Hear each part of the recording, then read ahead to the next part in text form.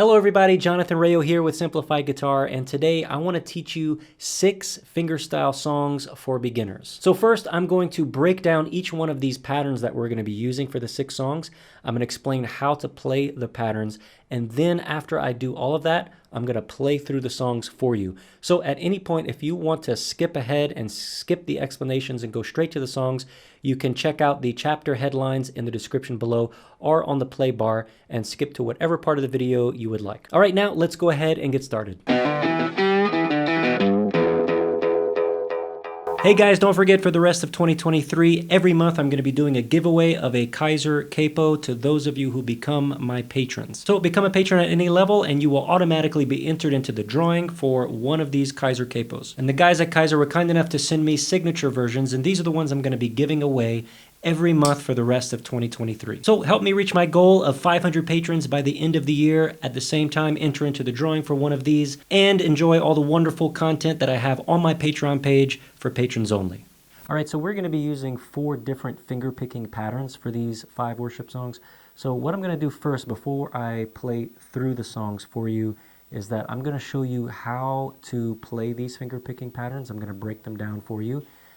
Each one individually, and then after that we'll go ahead and play through the songs. So feel free to skip through the explanations by skipping through to the chapter headlines, which you can find down below, to any of the songs that you want to learn. So the first picking pattern that we're going to go over is one that I call the back and forth pattern. This one's going to be in 2/4 time. So it's 2 beats per measure. So it's a very simple pattern to learn. We're just going to have those 2 beats, and then that's just repeated over and over for the entire song. So the way this pattern works is we're going to have our thumb is going to be playing on the root note of the chord on every other beat, basically.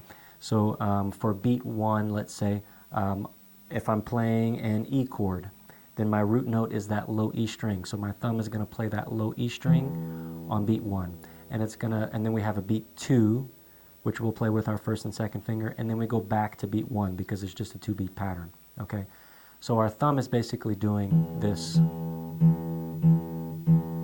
for the whole song. Now you need to learn what the root note of a chord is. Okay, so if you're in the key of E, let's say, the E note, our root note is going to be in our E string. The A note, the root note is going to be the A string. The B note, that's also on the A string. That's our B note right there.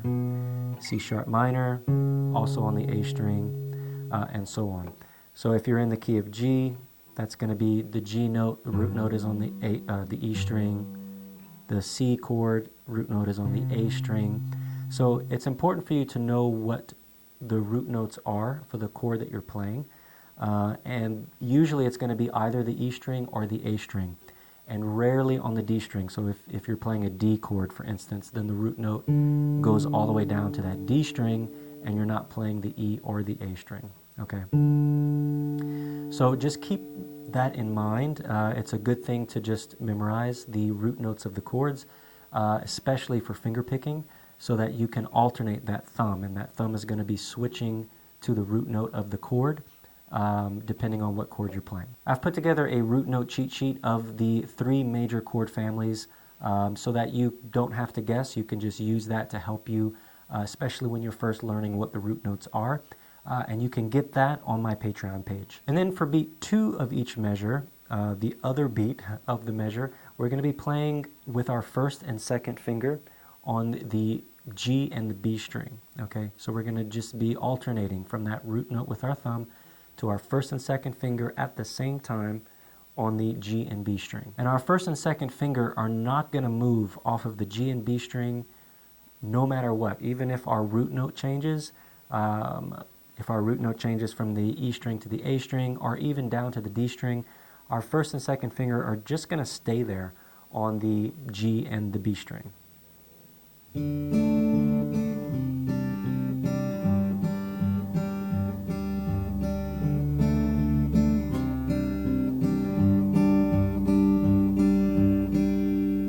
So that brings up a good point that we're not going to be playing that high E string at all. So if you're going to be playing any chords that typically use the high E string, let's say like the G chord where I've got my pinky down on that high E string, I don't need to play that. I can just take my pinky off and let it rest because I'm not playing that high E string at all. Now, if you want to create some more variety in the pattern, you can switch your first and second finger from the G and B string to the B and E string, let's say for a D chord or something like that.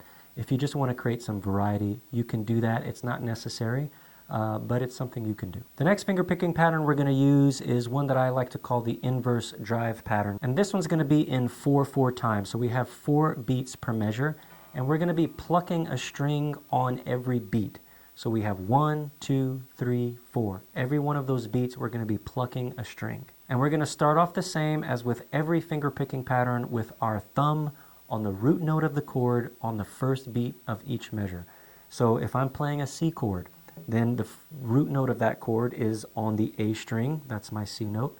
So I'm going to start with my thumb there on beat 1. And then for beat 2, I'm also going to use my thumb, but I'm going to drop it down to the next string.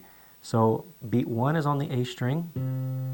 Beat 2 is going to be on the D string, also with my thumb. And then beat 3, I'm going to use my second finger on the B string. And then beat 4, I'm going to use my first finger on the G string. So we have 1, 2, 3, 4. 1, 2, 3, 4.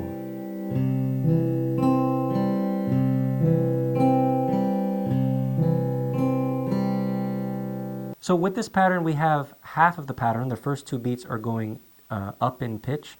So we're going from the A to the D string. And then the second half, the last 2 beats, we're going down in pitch. So we're starting high and going low. So that's why it's kind of inverting. We're going up in pitch for half of it and then down in pitch for the other half. Now let's say we have a chord where the root note is on the E string. Let's say like the G chord. Okay. So my root note is on the E string. That means I need to start beat 1 with my thumb on that E string. Now for beat 2, I'm not going to play the A string right after the E. I could do that, but again, it's just going to create a muddy sound because it's 2 really low pitch notes, and they're just going to kind of muddy each other up. We really want that low E to really ring out clear, that low E string. So what we can do is play that low E string, beat 1. Then for beat 2, I'm going to let my thumb go down to the D string. So we have 1, 2. And a little technique you can do when you're plucking that low E string, after your thumb plucks it, you can let your thumb rest on the next string, which in this case is my A string. So that A string is kind of blocking my thumb, or it's kind of stopping it. So we have 1, 2, and then we're going to do the same thing as earlier on the B and G string with our second and first finger. 1, 2, 3, 4. 1, 2, 3, 4.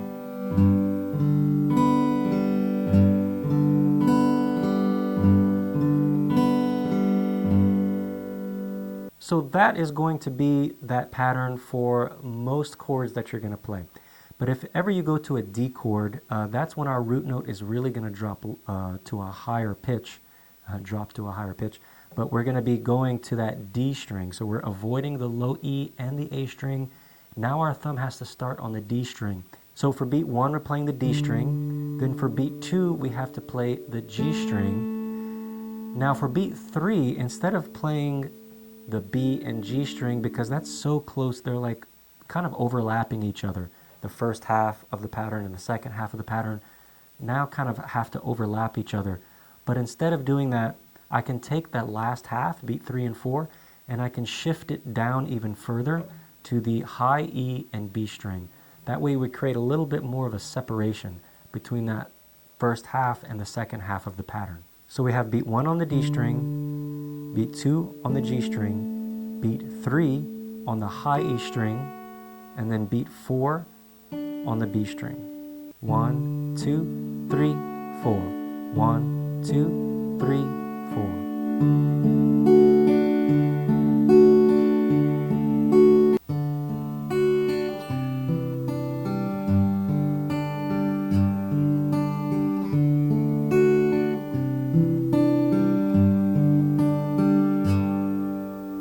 right, the next finger picking pattern we're going to look at is the inverse pattern, and this one is very similar to the inverse drive pattern that we just looked at, except this one is going to be in 3/4 time instead of 4/4 time.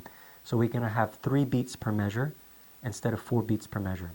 But we're going to be strumming our picking faster than we did for the inverse drive, because we're going to be picking not just on the beats, but also in between the beats. So we're going to be picking strings 6 times in this pattern instead of just 3, because we're going to be picking on the beats and between the beats. So we're going to have 6 times that we're going to be picking strings. So for the first half of this pattern, for the first 3 plucks that we're going to be doing, we're going to be using our thumb for all 3.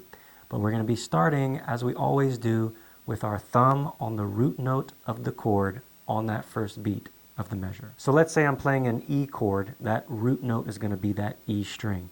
So I'm going to start there on beat 1, and then for beat 2, I'm going to skip that A string because I don't want to create that muddy sound with the E and the A string together.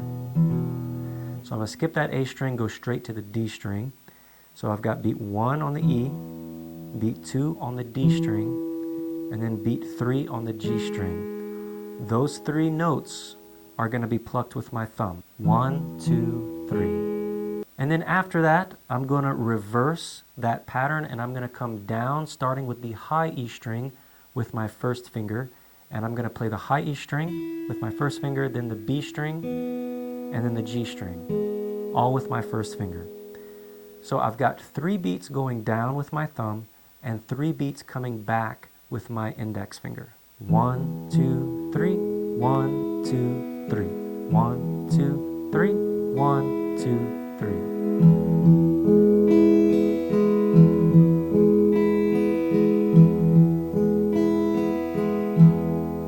Now the only time anything is going to change for this pattern is if that root note changes. So let's say I go to an A chord, like the A2 chord in the E chord family.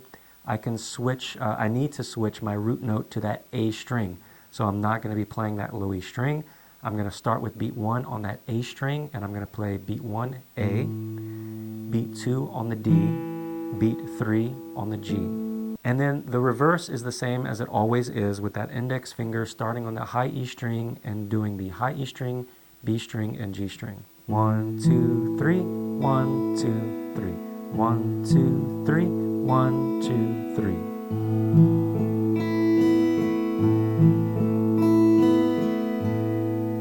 And then if ever we have a D chord, our thumb is going to go down even further where that root note is on the D string, and I'm going to go from D to G to B with my thumb, and then reverse back with the same thing with my index finger starting on the high E string, high E, B, G. 1, 2, 3, 1, 2, 3. 1, 2, 3, 1, 2, 3.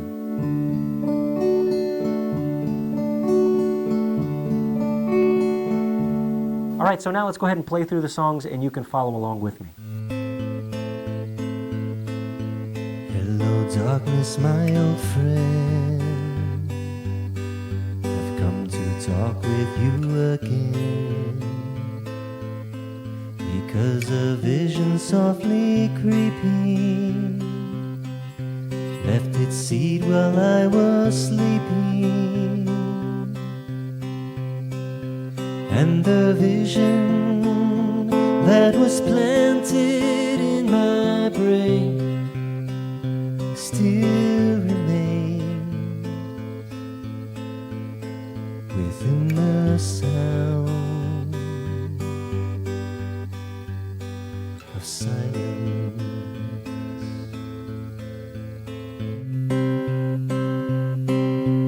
Yesterday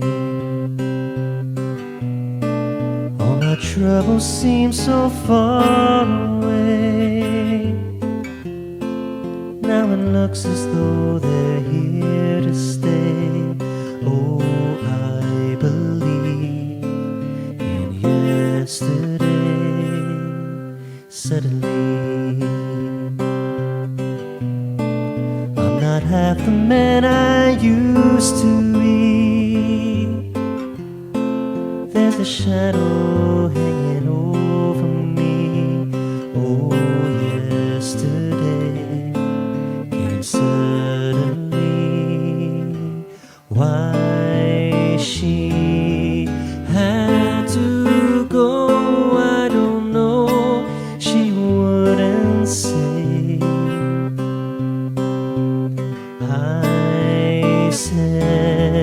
something wrong. Now I long for yesterday.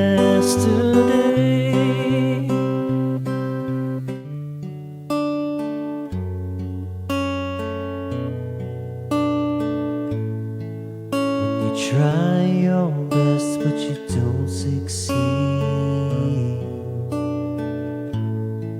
when you get what you want but not what you need, when you feel so tired but you can't sleep, stuck in reverse,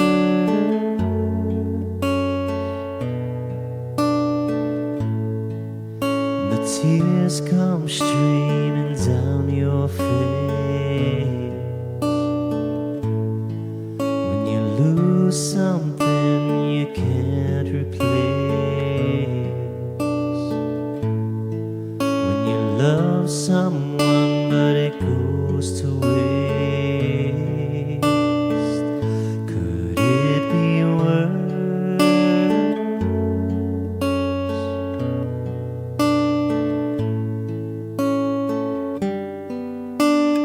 Lights will guide you home and ignite your bones, and I will try to fix you.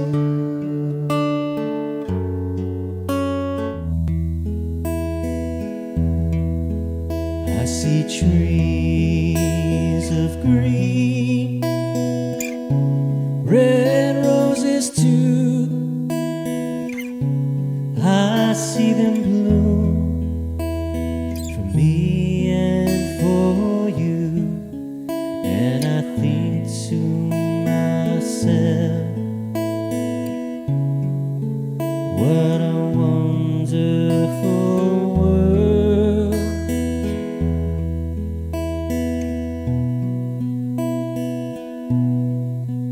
I see skies of blue and clouds of white, the bright blessed day, the dark sacred night, and I think to myself, what a wonderful world.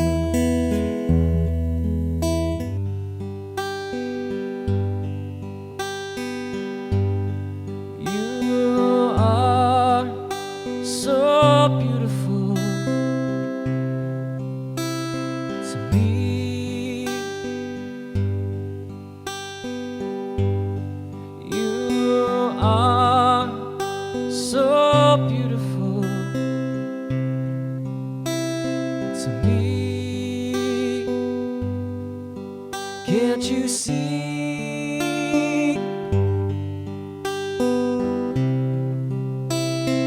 Everything I hope for,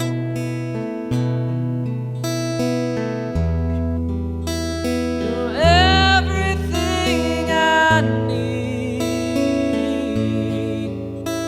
Oh, you are so beautiful to me.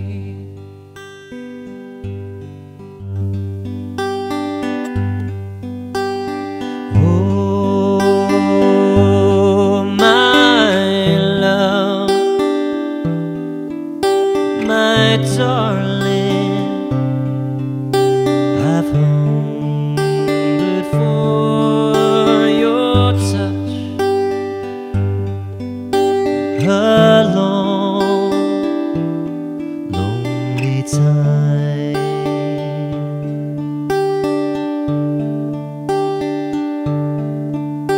And time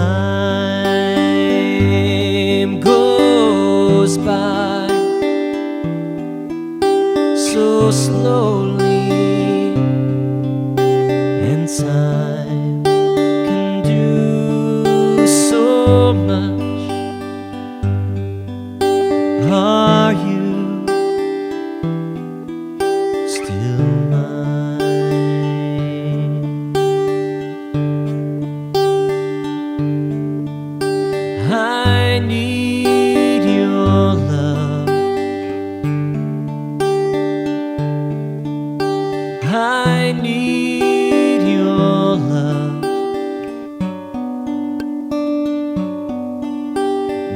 Godspeed your love to